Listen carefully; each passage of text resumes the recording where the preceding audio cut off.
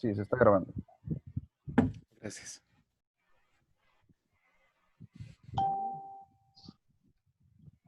Bien. Corroborar. Empezar. Vamos a checar, ¿se escucha bien?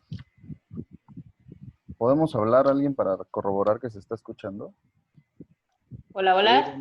Hola. ¿Está escuchando Todos la estamos transmisión? aquí, reunidos. Ya es la hora, conéctense. ¿Karina se escucha? Buenas tardes a todos. Buenas tardes, Karina. Buenas tardes, Efraín, Jesús, buenas Efraín, tardes. Víctor, muchas gracias. Y nuestro invitado de lujo, Víctor Lenin Morales Navarro. Gracias, a sus órdenes. Buenas Hola. tardes, Karina. Buenas tardes, Jesús. Buenas tardes, Efraín. Y buenas tardes, querido público. ¿Cómo están? Muy buenas tardes, agradecemos los comentarios siempre y pues aperturamos este foro que hemos denominado, llamado como Hablemos de. Y pues en esta ocasión vamos a hablar de alienación parental con alguien que sabe. Efraín, Sí, dime. Efraín, creo que se terminó el video, la transmisión. ¿Puedes checarlo? No, estamos transmitiendo aún. ¿Sí? Sí, Perfecto. sí, hablaremos de alienación parental con alguien que pues es experto en el tema. Pero quiero presentar a todos los integrantes y participantes del foro. Primero, Karina Aguilar está con nosotros, que es nuestra comisionada de enlace. También Jesús Suárez, que es nuestro presidente de la Fundación Caritas Felices. Su servidor, ¿Qué tal? Efraín Flores, secretario de la Fundación. Y nuestro invitado, que es el psicólogo Víctor Lenin Morales, que es egresado de la Universidad Autónoma Metropolitana. Es experto en psicología psicoparental. Hemos recurrido a él por su amplia experiencia. Es director en psicología en asuntos legales, salud y sociedad y en la buena relación, que entiendo que tiene un programa donde habla sobre justamente este tema, alienación parental. Altos reconocimientos que ha tenido como primer lugar internacional en el 2002, el segundo Congreso de Rehabilitación Psicosocial, Barcelona, España, entre otros. Nos da mucho gusto recibirte, Lenin. Estamos contentos de contar con tu participación. Me gustaría dar la palabra para este primer bloque al presidente don Jesús Suárez para que te pueda dar la bienvenida de manera más formal y comenzar con algunas preguntas que hemos preparado para ti, para que nos vayamos adentrando en este tema de lo que es la alienación parental, lo que se conoce también como esta interferencia, ¿no?, parental. Sí, con mucho gusto. Gracias. Adelante, Ok. Jesús. Muy buenas tardes a todos. Muy buenas tardes, Lenin. Antes que nada, muchas gracias por tu apoyo. Es impresionante realmente el currículum que tienes, ¿eh? No acabaríamos si nos pusiéramos toda la plática de escribirlo. Pero bueno, fíjate que uno de los motivos por los cuales nos comunicamos contigo Sí. es que en estos procesos de separación nosotros notamos ciertos detalles. Ciertos detalles en nuestros hijos, más que nada, donde los niños empiezan a tomar partido hacia una persona, a uno de los padres custodios, a una de las familias, normalmente con la que son conviventes, con las que conviven ellos de manera regular. Incluso hay casos donde pues los niños no saben qué hacer, incluso viviendo en familia, y hay momentos donde los niños hasta se esconden de determinado padre, de determinado progenitor, para poder convivir con el otro. Y lamentablemente aquí en el estado de Guerrero hay ciertas autoridades que nos dicen que lo que nosotros denominamos alienación parental no existe. La pregunta directa, ¿existe la alienación parental? ¿Cuáles son las causas? ¿Cómo afecta a las personas que padecen ese síndrome y hasta qué grado los puede dañar? Claro. Mira, de que existe, existe. De que probablemente para la sociedad guerrerense o algunos estados de nuestra república no estén familiarizados con el tema, pues eso también existe. O sea, realmente entramos en un problema de semántica, más que de lo que le sucede a los niños. Recordemos que desde los tratados internacionales que hemos ido firmando, por lo regular yo luego llego a decir en congresos, a ciegas, como México, ¿sí? Desde 1980 convenimos nosotros que vamos a cuidar el sano desarrollo de nuestros hijos. Sin embargo, es hasta 2015, donde en verdad, a finales del 2015, donde en verdad se hace una ley general de niñas, niños y adolescentes. Se esperaría, y muchos estados lo han hecho, que para ese entonces todos comenzaran a fraguar leyes, modos de vida, ¿sí? Legislaciones que tuvieran que ver con cuidar el sano desarrollo del niño. Y hay uno de los aspectos muy importantes que tiene la alienación y que de hecho existe en nuestro Código Civil general, que es el tema de la manipulación. O sea, alienación es manipulación. De hecho, pueden checar la definición en cualquier diccionario o en el de la Real Academia Española y se darán cuenta que tiene que ver con una manipulación. Obviamente toda manipulación va a traer como efecto pues un lavado de cerebros. O sea, es decir, tanto te estoy contando una mentira acerca del progenitor ausente que puede ser papá o mamá y el niño al recibirlo, en este caso con el apellido parental, al recibirlo dentro de uno de las personas más importantes que puede ser papá o mamá, pues se la va a creer. ¿Sí? Ahora, por ejemplo, la definición que yo he ido sacando a esto, o noción más bien, una noción que viene acompañada de los avances que ha tenido Garner al respecto como neuropsiquiatra, es que yo concibo la alienación parental como una vinculación paterno-filial derivada de la reacción negativa parental y de pareja, o sea, es decir, del conflicto, donde uno o ambos padres ejercen persuasión, desautorización, antipatía, conductas chantajistas, sobreprotectora, sobre los aspectos que subjetivamente considero impropios sin consentimiento de la pareja o expareja. O sea, es decir, quien hace todo esto lo hace con la intención de poner al hijo en contra del otro. ¿Por qué? Porque me engañó, porque me siento que fui infeliz en mi relación matrimonial, porque no era la persona que yo esperaba, porque tuve un embarazo no deseado, porque necesito más dinero, o sea, es decir, la pensión alimenticia que se tiene como tal, pues no satisface mis necesidades, entonces pienso que los hijos son un negocio, ¿sí?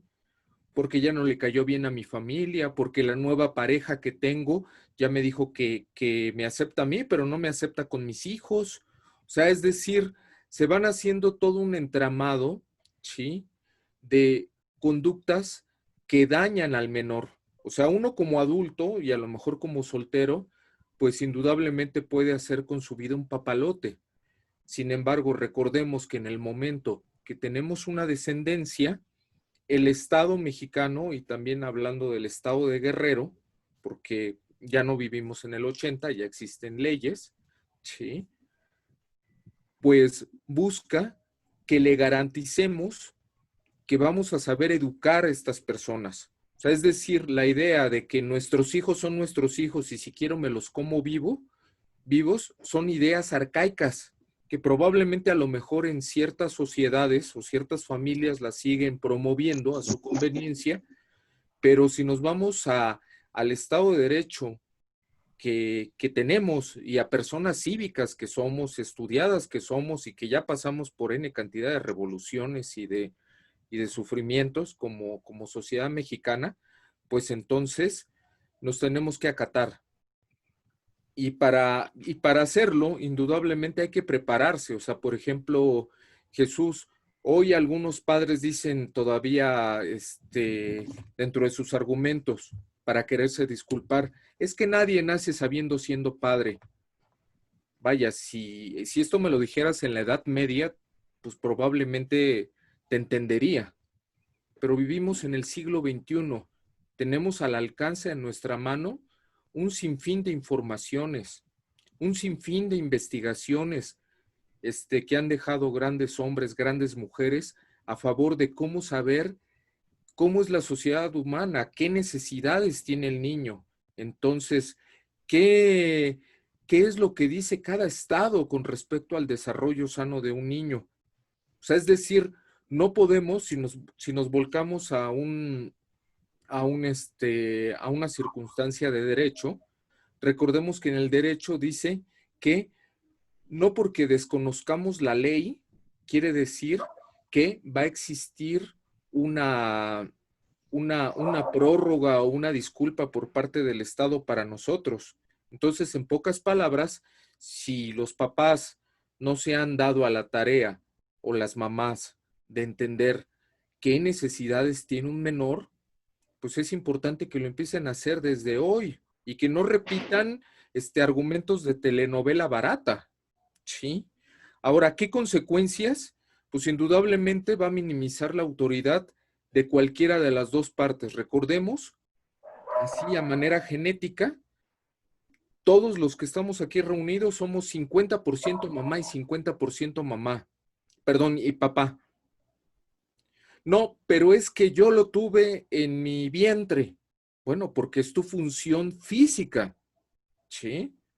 Sin embargo, ese niño o esa niña no existiría si no hubiera sido por ese pequeño espermatozoide que viene del papá. Entonces, en biología básica, óvulo, mamá, parte femenina y espermatozoide, célula masculina, que genera un nuevo ser. Nada de esto se lograría sin eso. Todavía no ha llegado la ciencia a ese nivel, ni tampoco hemos sido transmutados como los caballitos de mar, ¿no? De que nos podemos aparear nosotros solos. Entonces, ¿qué va a traer nuestro hijo? ¿O qué somos nosotros? Somos ese 50% de cada uno de nuestros seres más importantes en nuestra vida. Entonces, tanto es muy importante recibir la educación y el amor de mamá, como también recibirlo de papá. Y ya también se sabe que hay edades específicas para eso. Otra circunstancia que va a traer, indudablemente, pues es en un futuro, al no tener un equilibrio en esta nutrición. Y aclaro, no estoy hablando solamente de nutrición, de que papá me tiene que dar de comer. No, la nutrición de vínculo, de convivencia, de crecimiento, de ese abrazo, de esa mirada, de esa sonrisa, inclusive también a veces de cuando nosotros educamos a nuestros hijos y los reprendemos, es decirle, no pasas. ¿Por qué? Por esto, por esto y por esto. Solamente la pueden dar mamá y papá. Lo pongo de otra forma, y ustedes son padres. Nosotros, y yo también soy padre, nosotros tenemos esa combinación de sangre, de genética, de ingreso a ese ser que tenemos enfrente nuestro. Sí, a lo mejor pueden existir nuevas parejas, a lo mejor pueden existir tíos o tías muy bien intencionados, ayudan para el desarrollo indudablemente, pero la apertura, quien nos hace entrar en razón, pues solamente esa combinación a nosotros lo tiene papá y mamá. Gracias, Jesús. Y gracias también por la invitación a cada uno de ustedes a este foro. Gracias a ti. Sí. Entonces, pues, vaya, sigamos dialogando sobre esto. Sí, Sí. gracias, Víctor. De verdad estamos de acuerdo y en consonancia creo que todos en este tema de que la aparición del chantaje y de la manipulación y esta sobreprotección que se genera hacia los menores es sumamente perjudicial por lo que dices, pérdida de equilibrios. La vida es equilibrio y papá y mamá son la base de ese equilibrio en la familia. Entonces, Sí, en ese sentido, creo que estamos invitando siempre a la autoridad a que no desestime la figura llámele como le llame, existe la situación o esa circunstancia en los menores y no se puede negar. Podemos categorizarlo como queramos, pero es una realidad tangible. Ahora, en ese sentido, que creo que preocupa mucho saber tanto los efectos como los tiempos en la alienación parental. Karina tenía una pregunta al respecto. Sí, gracias. Es correcto. Hola, Víctor. Un Hola. placer. Igualmente, Karina, gracias. Bueno, mira, mi pregunta en concreto es, ¿desde qué edad un niño puede ser víctima de la conducta, pues llamada alienación parental? ¿Desde qué edad? Pues puede ser desde la gestación. O sea, desde la gestación, podemos ir armando historias, algunas ciertas, otras falsas. O sea, me refiero ciertas en el sentido donde a veces, indudablemente, del lado masculino o del lado femenino puede haber un rechazo para el hijo, ¿no? Sí. Pueden haber comentarios también de terceras personas. Eso no le llamo alienación parental. O sea, provoca alienación, sí, pero yo más bien le llamo dentro de fenómeno intromisión parental. O sea, es decir, si el suegro, si el padre, si la suegra, si la madre está en contra de que venga un nuevo ser a nuestra familia, pues hay una intromisión. Y puede influir indudablemente a papá o a mamá para poder tener una mirada diferente ante la circunstancia. Por dar un ejemplo, supongamos que a lo mejor con la persona con la que te casaste no es bien vista en toda la familia, porque ya fue casado o porque ya fue casada también, o sea, lo voy a hablar en general, tanto hombres como mujeres, porque tiene dinero, porque no tiene dinero, porque tiene educación, no tiene educación, porque fue producto de una noche de pasión, pero viene un nuevo ser. Entonces, luego nos llegamos a quedar con ese coraje, con ese bloqueo, con ese no deseo, ¿sí? ¿Y qué es lo que primero hacemos antes de reconocer que yo también fui consecuencia de esa circunstancia? O sea, es decir, esos 5 minutos de pasión no existieron sin la parte de alguno de los dos. No fue por ósmosis ni por pensamiento. Entonces, aquí existe la problemática donde en lugar de que reconozca yo mis actos, se los deposito al menor y lo estoy maltratando psicológicamente. Ahora, otra cosa que también nos puede pasar es que con el paso de los años, recordemos que las personas somos seres humanos en evolución y en involución. O sea, es decir, podemos mejorar o también podemos empeorar, ¿sí? Tanto de manera genética, por un accidente, de manera psicosocial también, ¿sí? Y ya al paso de los años el proyecto de pareja ya no existe. Pero tienen enfrente un bebé o un niño que hace años, pues vino por alguna razón. Vamos a culpar a Dios o vamos a darle gracias a Dios. Y lo digo con todo respeto para la creencia que todos tengamos. Él es el menos indicado, ¿sí? O sea, si nos, vaya, yo cuando analizo en un poder superior, como un grandísimo, pues digo, bueno, qué cuerpo tan perfecto, qué mente tan perfecta nos ha dado, pero como todo padre, pues hay que utilizarla, ¿sí? O sea, hay que aprender a saber el gran potencial que tenemos como individuos, ¿sí? Entonces, mientras que voy aprendiendo qué potencial es el que yo tengo, pues también me estoy llevando en este juego. También aclaro, dentro de la alienación puede darse de manera inconsciente y consciente. O sea, hay personas inconscientes, hablemos pues cero preparación. Y aclaro, no tiene que ver con una preparación escolar, ¿eh? Porque también si nos vamos a las tasas de que las personas con más altos grados de estudios académicos no tienen problemas de alienación parental, es completamente falso. Al contrario, entre más poder económico, más posibilidad de quererle hacer la vida de cuadritos al otro. Que no lo Sí, que dice, la gente que no tiene recursos suficientes está más preocupada por otras cuestiones que en estarle quitando el niño al papá. exacto, exacto. Hay que pensar en qué comer. Sí, sí, sí, en tus necesidades básicas. Entonces, bueno, esa sería la respuesta. O sea, se puede dar en cualquier etapa del desarrollo del niño. Ok, Gracias, también Víctor.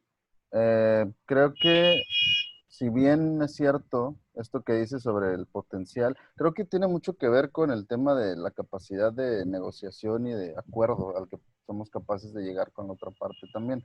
No sé cómo Claro, es, por ejemplo, el tema de la mediación se discute mucho.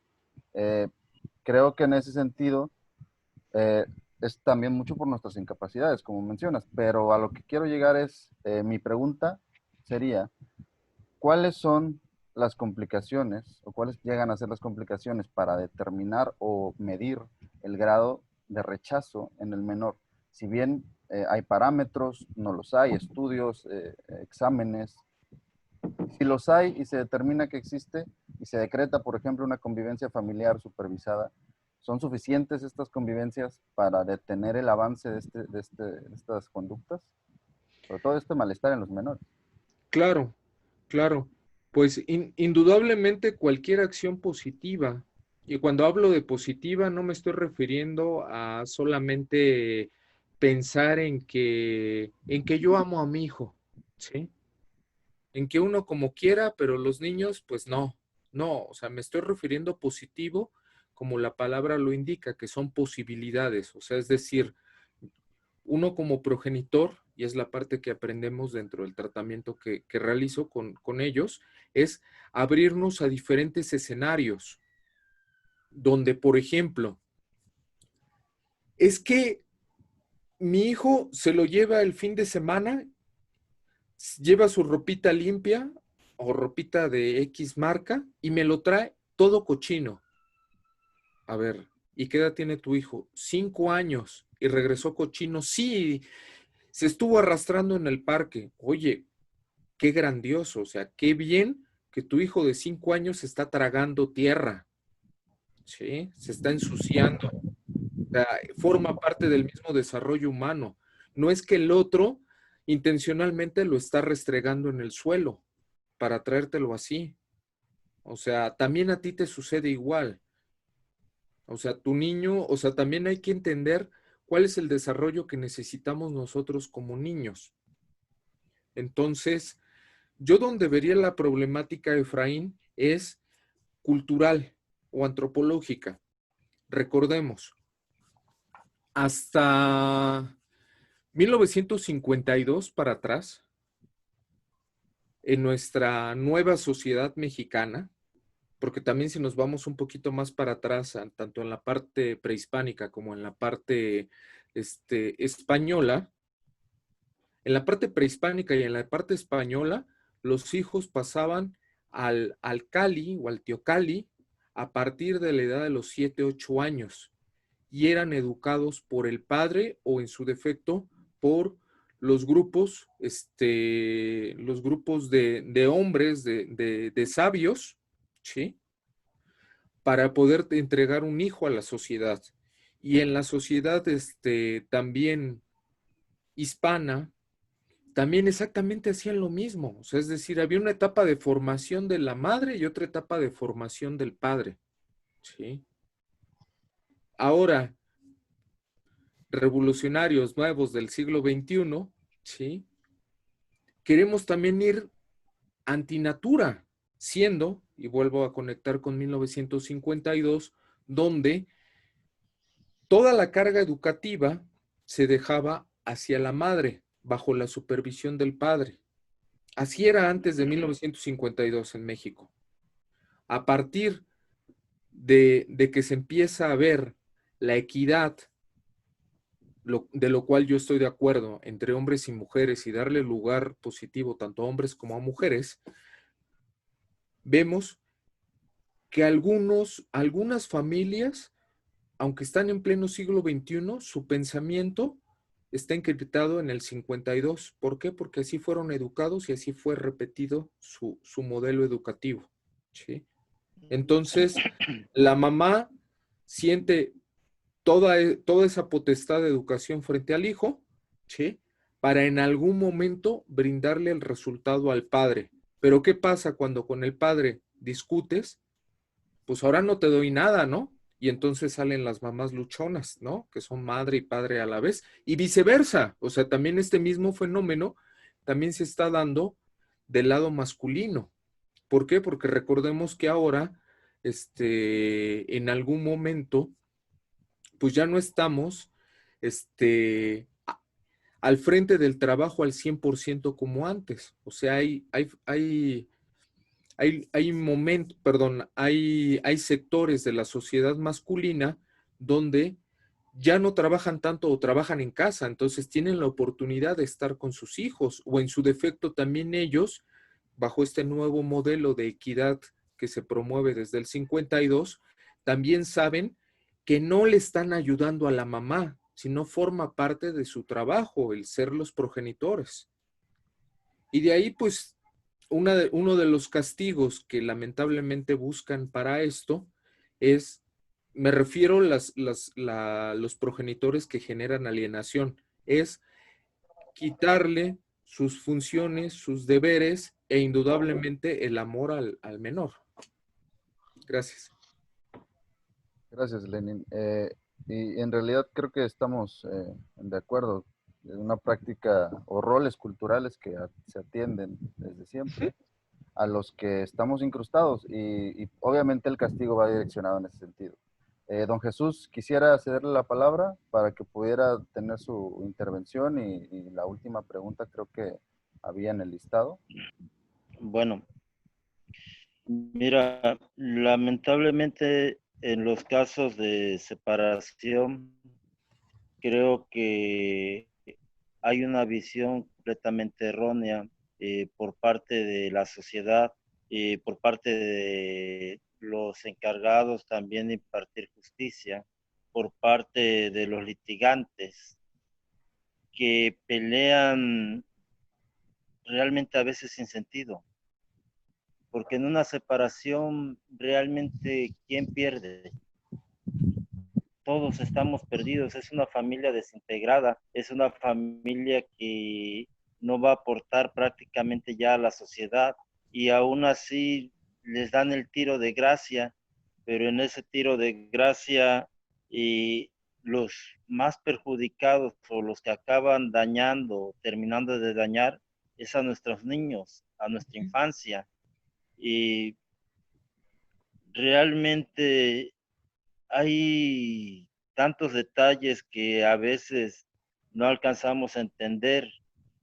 Y a pesar de que, como tú lo has explicado, ya hay una ley que es la Ley General del Niño, la Niña y el Adolescente, que se debería de aplicar tal cual es, ya que el artículo 13 de dicha ley claramente dice que los derechos de los niños son enunciativos, más no limitativos. Y creemos o a nuestra experiencia hemos visto que las autoridades no emiten realmente ese apego. Nosotros por ese apego filial que alguna vez tuvimos con nuestras contrapartes, muchas veces tratamos de no llegar más allá. Y por esa razón es la que llegamos a un juicio, esperando que el juez determine ya no en favor de nosotros, en favor de nuestros niños. Uno de los derechos claves que nosotros defendemos de los niños es el derecho a vivir en familia. Uh-huh. A vivir en familia no solamente significa vivir con mamá, papá, también es convivir con abuelita, abuelito, tíos, primos de la otra parte. Tal como tú lo explicabas, somos de 50% y 50% de las dos partes. Es decir, 23 cromosomas puso la mamá, 23 cromosomas puso el papá. Y son dos mundos distintos, pero esos dos mundos distintos son uno solo del niño. Así es. y se le está negando ese derecho a esos menores, a pesar de que la ley es tan clara y puede funcionar si se aplica. ¿Por qué crees tú que las autoridades no toman cartas en el asunto realmente para aplicar los derechos de los menores? ¿A qué le tienen miedo? ¿A qué grupos le tienen miedo? ¿O por qué no realmente cumplen lo que la ley marca, que es el interés superior del menor? La misma ley general dice que cuando hay conflicto entre dos adultos, se tomará la mejor decisión para el menor e involucra tantas reglas que no se llevan a cabo. Claro. Mira, puede ser multifactorial. Ya claro, tampoco quiero generalizar porque yo conozco muy buenos jueces, ¿sí? Que sí aplican la ley y que son los progenitores los que buscan hasta el último para seguir haciendo de las suyas. Más bien me iría por ese sector que no entiende, ¿sí? Entonces, vería que en el caso de algunos jueces que no hacen lo adecuado, una puede ser ignorancia, porque indudablemente entender estos nuevos temas es igual a que ellos nuevamente se deban de capacitar. Recordemos también otra cosa, el lugar que tiene el derecho que se hizo malamente, hablando del derecho familiar. Para muchos el derecho familiar es el derecho donde menos se gana, ¿sí? O sea, y me refiero a abogados de la vieja escuela. En abogados de la vieja escuela casi decir, ay, te dedicas a derecho familiar es porque no encontraste trabajo. Eres juez de lo familiar. Pues, ¿qué tipo de casos resuelves? O sea, más bien yo creo que ha sido una mala fama hacia lo familiar, porque si nos damos cuenta, el derecho familiar es el más fino de todos los derechos. O sea, es de donde parte nuestra sociedad. Y es el menos, también en este caso, procurado por parte del Estado o de algunos estados. Ahora ya no está pasando tanto, se está renovando. Pero durante mucho tiempo ese fue la moda, ¿sí? Entonces prácticamente también tenemos jueces insatisfechos. O sea, a ti ponte a trabajar, que nos pongan a trabajar en un lugar donde no nos sentimos a gusto, pues vamos a pensar mal, ¿sí? Supongamos, digo, todas las profesiones son hermosas, pero, por ejemplo, en mi caso no fui médico, no porque no le entienda a lo médico, sino porque soy asqueroso a los aromas. Y que me digan, ¿sabes qué? Te vas a dedicar como psicólogo forense o ayudante de médico y estar donde huele feo constantemente. Haría mal mi trabajo. O sea, también ese es otro de los factores que hay que ver. O sea, a los jueces de lo familiar realmente están ahí por vocación bien escrita con V o por vocación con B de burro porque fue de lo único que les alcanzó. Entonces también hay que ver perfiles. Y otro caso que también yo creo que es importante ver es el tema de la corrupción. Recordemos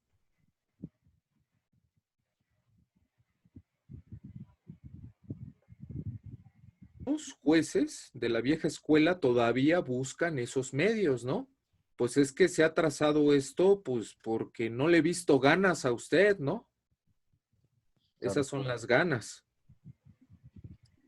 sí, La ventaja es que ahora tenemos todo un aparato jurídico y también en este caso se sustenta por auxiliares de la autoridad, que somos los psicólogos, que somos los médicos, los trabajadores sociales, los pedagogos, los profesores, que aportamos nuestra pericia y nuestra opinión al caso para que el juez norme. Pero indudablemente aquí lo importante es la voz del menor, que muchas veces es la que menos se escucha. correcto. Ujú. Muchas gracias, Lenin. Estamos un poco apresurados porque nos está comiendo el tiempo de la